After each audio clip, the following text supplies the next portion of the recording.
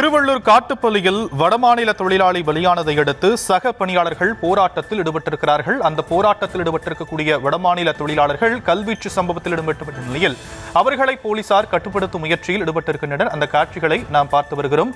விவரங்களை நம்முடைய செய்தியாளர் யுகேந்தர் வழங்க நாம் கேட்கலாம். யுகேந்தர், தற்போதைய நிலை என்னங்க?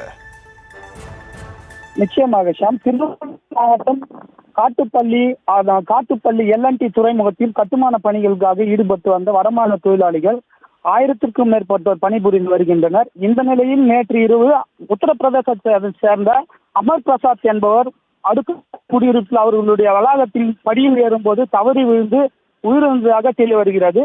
இதனையடுத்து சாத்தூர் போலீசார் சடலத்தை கைப்பற்றி ஸ்டான்லி மருத்துவமனைக்கு உடற்கூறு ஆய்வுக்காக அனுப்பி வைத்தனர். அதன் பின்பு போராட்டக்காரர்கள் வடமாநில தொழிலாளர்களிடம் அதிகாரிகள் போலீசார் பேச்சுவார்த்தை நடத்த முற்பட்ட போது வடமாநில தொழிலாளர்கள் அனைவரும் கற்களை எடுத்து காவல்துறையினர் மீது வீசியதால் அப்பகுதியில் பெரும் பரபரப்பான ஏற்பட்டது. இதனால் 10க்கும் மேற்பட்ட காவலாளிகளுக்கு கற்கள் வீசி காயங்கள் ஏற்பட்டுள்ளன. வடமாநில தொழிலாளிகளுக்கும் காயங்கள் ஏற்பட்டுள்ளது. இதனால் அப்பகுதியில் பெரும் பரபரப்பானது ஏற்பட்டு வருகிறது. உயிரிழந்தவருக்கு இழப்பீடு வழங்க வேண்டும் என வடமாநில தொழிலாளர்கள் ஆர்ப்பாட்டத்தில் ஈடுபடும் போது வட்டாட்சியர், காவல்துறையினர், உயர் அதிகாரிகள் அனைவரும் கலந்து அவர்களிடம் ஆலோசனை நடத்த முற்பட்ட போதே கற்களை வீசியதால் அப்பகுதியில் பெரும் பரபரப்பானது ஏற்பட்டு வருகிறது. சார்,